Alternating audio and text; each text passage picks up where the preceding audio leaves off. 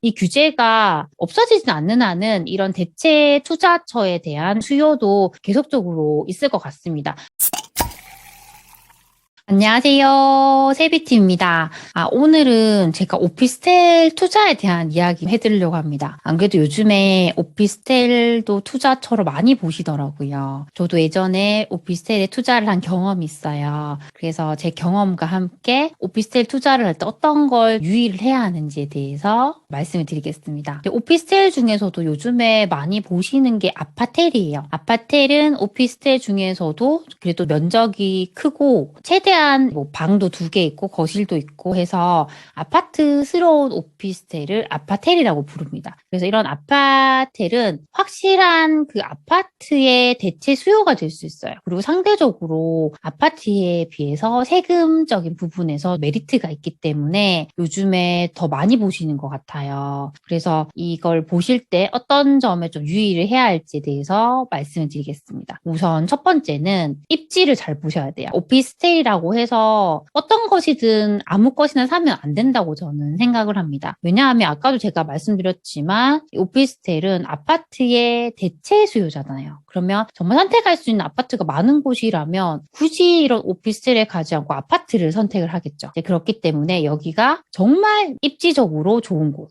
정말 일자리로 한 번에 갈 수 있는 역세권이고 뭐 상권이 잘 돼 있고 그런 곳들 메리트가 있는 곳이야지 의미가 있을 것 같아요. 그래서 확실하게 이렇게 내가 아파트를 본다고 하면 저는 가장 우선적으로 서울에 있는 입지가 좋은 역세권의 오피스텔을 가장 우선적으로 보셨으면 좋겠습니다. 그런데 그런 곳들은 아무래도 가격대가 아파트에 버금갈 만큼 비싼 곳들도 많이 있어요. 경기권으로 만약에 오신다고 하면 신도시 환경이 쾌적하고 좋은 곳에 있는 그런 아파트도 검토할 수 있을 것 같아요. 이제 그런 곳들도 여기가 정말 뭐 학원가가 정말 잘 돼 있고 학군도 괜찮고 입지도 좋고 하다면 여기에 또 살고 싶어 하는 확실한 수요가 있어요. 그런 곳들은 아파트가 아니라고 해도 수요가 있기 때문에 충분히 괜찮다고 생각을 합니다. 그리고 만약에 지방으로 내려오신다고 하면 그래도 지방에서는 광역시급에 있는 정말 역세권이고 괜찮은 곳들 위주로 보셨으면 좋겠습니다. 그리고 두 번째는 면적인데요. 아까도 제가 말씀드렸듯이 오피 중에서도 제가 가장 아파트스러운 게 아파텔이라고 했잖아요. 아파트스럽기 위해서는 최소한의 그 면적이 있는 것 같아요. 그래서 저는 전용 25평 이상인 곳들 위주로 보셨으면 좋겠어요. 제가 예전에 분양을 받았던 오피스텔 같은 경우는 원룸형이어서 면적이 정말 작은 것이었어요. 방 한 칸 있는 1인 가구가 살기에 적합한 그런 오피스텔이었어요. 그런 곳들은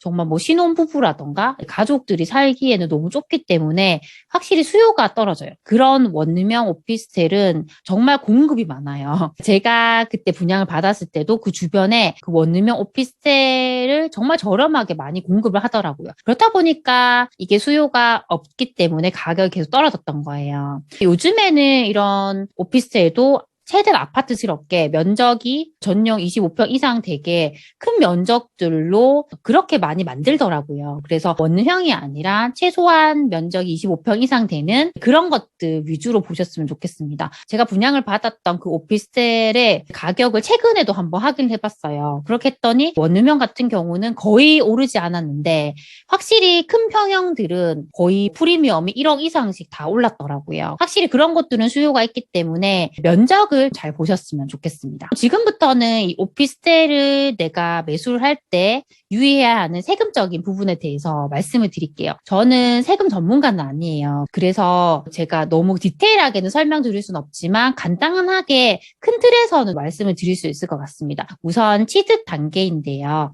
이런 아파트를 매입을 하실 때 이 아파트는 취득세 중과는 되지 않아요. 그런데 가장 중요한 게 우리가 항상 취득세를 볼 때는 취득세 중과가 된 시점이 2020년 8월 12일 이후에 취득하는 것부터 중과가 생겼어요. 이런 아파트 같은 경우에도 2020년 8월 12일 이후에 우리가 이렇게 매입을 했다면 이 아파트 자체는 중과가 되지 않지만 다른 주택을 이제 취득세 중과를 판단할 때 그 주택수에는 포함이 될 수 있어요. 그래서 이런 부분들을 유의를 하셔야 됩니다. 두 번째는 종합부동산세인데요. 이때 우리가 중요하게 볼 게 뭐냐면 이 아파트에 대한 재산세가 주택용으로 부과가 되는지 업무용으로 부과되는지를 잘 보셔야 돼요. 그래서 업무용으로 부과가 된다고 하면 종합부동산세와는 상관이 없어요. 그런데 만약에 주택용으로 부과가 된다 하면 종합부동산세가 부과가 될 수 있기 때문에 그런 부분을 잘 유의하셔야 됩니다.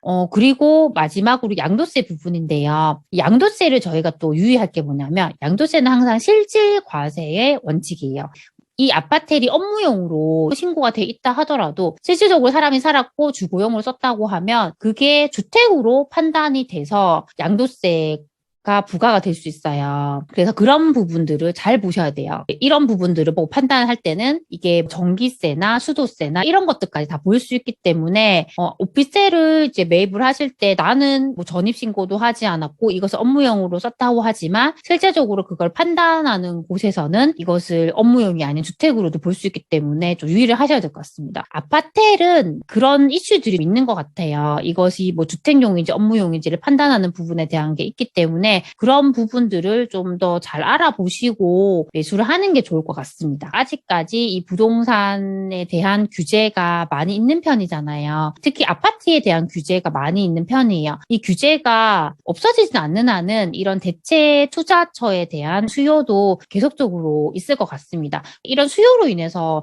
예전보다는 확실히 이런 대체 투자처들이 더 니즈에 맞게 잘 나오는 것 같아요. 아까 제가 말씀드린 그런 부분들만 잘 유의를 하신다면 충분히 이런 좋은 곳에 있는 아파트들도 좋은 투자처가 될 수 있기 때문에 공부를 하시고 잘 판단하셨으면 좋겠습니다. 항상 제 영상을 시청해줘서 정말 감사드립니다. 그럼 다음 시간에 만나요. 안녕.